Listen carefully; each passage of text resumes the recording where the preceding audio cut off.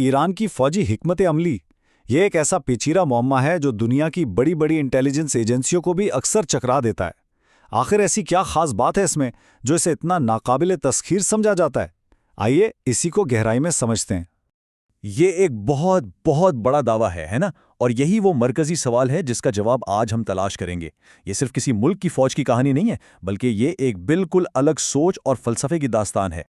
और ये तज्जिया किसी आम मुबस्सिर का नहीं, बल्कि CIA के एक साबिक सीनियर ऑफिसर का है, जिन्होंने खुद इस चैलेंज का सामना किया है। तो ये एक अंदर की कहानी है, एक ऐसे शख्स की जुबानी जिसने इस भूल भलैया को बहुत करीब से देखा है। तो सबसे पहली और अहम बात यह है कि ईरान महज एक मुल्क नहीं है जिसका रिवायती तरीके से तज्जिया किया जा सके। इसे समझने के लिए जहन में एक जीती जागती भूल भुलैया की तस्वीर लाएं। एक ऐसा निज़ाम जिसे जंगें जीतने के लिए नहीं बल्कि दुश्मन को थकाकर खुद को बचाए रखने के लिए डिज़ाइन किया गया है।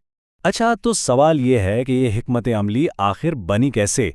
ईरान ने रिवायती जंगी उसूलों की किताब नहीं पढ़ी, इसके बजाय उन्होंने दूसरों की तबाही को बहुत गौर से देखा और इससे सबक सीखा। उन्होंने सद्दाम हुसैन जैसी बड़ी, मरकजी और बज़ाहिर बहुत मजबूत फौजों का अंजाम देखा। एक ऐसी फौज जो कागज पर तो बहुत ताकतवर नजर आती थी, लेकिन उसका कमांड स्ट्रक्चर इतना मरकजी था कि चंद ही हफ्तों में ताश के पत्तों की तरह बिखर गई। फिर उन्होंने लिबिया को देखा। वहां भी एक और मरकजी हुकूमत बैरूनी दबाव के सामने बहुत तेजी से ढेर हो गई। ईरान के लिए ये एक और सबूत था कि ताकत को एक जगह इकट्ठा करना कितना खतरनाक साबित हो सकता है। और फिर उन्होंने अफगानिस्तान का हश्र भी देखा। इन तमाम तबाहशुदा हुकूमतों की राख से ईरान ने एक बहुत ही अहम सबक सीखा। रवायती ताकत की बुनियाद अक्सर बहुत कमज़ोर होती है। इन सब नाकामियों को देखकर उन्होंने खुद से एक बहुत ही बुनियादी और ख़तरनाक सवाल पूछा। अगर दुश्मन आपके मरकज़ी कमांड सेंटर यानी आपके सर को ही ख़त्म कर दे तो फ़ौज का क्या बनेगा? इसी सवाल का जवाब इनकी नई डॉक्ट्राइन की बुनियाद बना। और इस सवाल का जवाब था हाइड्रा हिकमत अमली, एक ऐसा सिस्टम जिसका कोई एक सर ही ना हो जिसे काटा जा सके, एक ऐसा जिस्म जिसका कोई एक मरकजी दिमाग ना हो बल्कि हजारों छोटे छोटे दिमाग हों। अस्करी ज़बान में इसे डिसेंट्रलाइजेशन यानी अदम मरकजियत कहते हैं। अब इसका मतलब क्या है? सीधे सादे लफ्ज़ों में, कोई एक आसाबी मरकज़ नहीं है जिसे निशाना बनाकर पूरे निज़ाम को मफलूज किया जा सके। हर यूनिट खुद सोचने और अमल करने की सलाहियत रखता है। अब इस स्लाइड में जो मुवाजना है वो वाकई बहुत दिलचस्प है।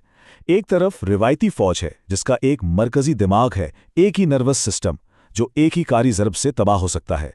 दूसरी तरफ पासदाराने इनकलाब का मॉडल है जो हजारों छोटे दिमागों पर मुश्तमिल है। ये लचकदार है, यानी इसमें किसी भी हमले को सहने और उसके बाद भी काम करते रहने की ज़बरदस्त सलाहियत है। और ये हकीकत में काम कैसे करता है? सोचिए, अगर एक कमांडर को निशाना बनाया जाए तो 10 दूसरे बगैर किसी वक्फे के उसकी जगह लेने के लिए फौरन तैयार होते हैं। कमांड में कोई खलल नहीं आता, कोई ऑपरेशनल फालिज नहीं होता, वहां सिर्फ तसलसल है। लेकिन एक गैर मरकजी फौज तो तस्वीर का सिर्फ एक रुख है। सही मानों में नाकाबिले तस्खीर होने के लिए निज़ाम को अंदर से भी महफूज होना चाहिए। ये वो मकाम है जहां ईरान की हिकमत अमली मैदान जंग से निकलकर जासूसी की पुरस्रार दुनिया में दाखिल होती है। हाँ, ये बात बिल्कुल तस्लीम शुदा है कि CIA और मोसाद जैसी एजेंसियों ने इस सिस्टम में कामयाबियां हासिल की हैं।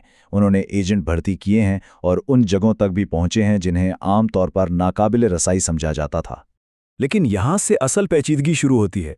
ये निज़ाम सिर्फ राजदारी के लिए नहीं बनाया गया, बल्कि गद्दारी से निमटने के लिए बनाया गया है। मतलब कि इसमें हर सतह की निगरानी एक और खुफिया सतह कर रही होती है।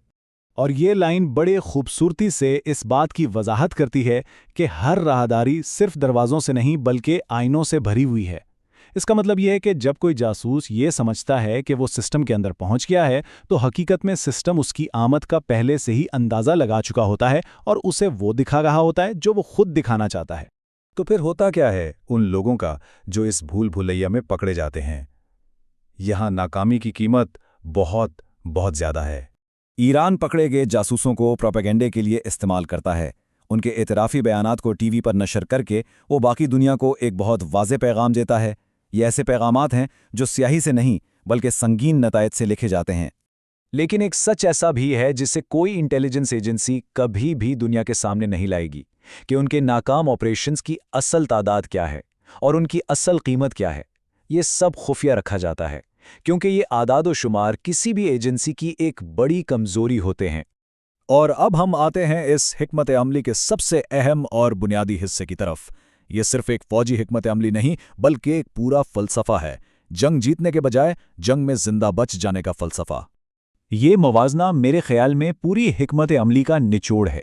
دیکھیں، زیادہ تر ممالک جنگ کی تیاری یہ سوچ کر کرتے ہیں کہ دشمن کو ہرانا کیسے ہے، جبکہ ایران یہ سوچ کر تیاری کرتا ہے کہ جب دشمن حملہ کر کے تھک ہار جائے گا اس کے بعد زندہ کیسے بچنا ہے، اور یہی سوچ اسے سب سے زیادہ خطرناک بناتی ہے۔ اور آخر میں یہ سوچنے پر مجبور کر دینے والا اقتباس۔ تاریخ کی ایک عجیب عادت ہے، وہ طاقتور کو ہمیشہ یاد نہیں رکھتی، لیکن وہ اسے ضرور یاد رکھتی ہے جو آخر تک ڈٹا رہا، جو آخر تک بچا رہا۔ یہ بقا کے حکمت عملی ہے جو شاید فتح کے حکمت عملی سے بھی زیادہ پائیدار ہو۔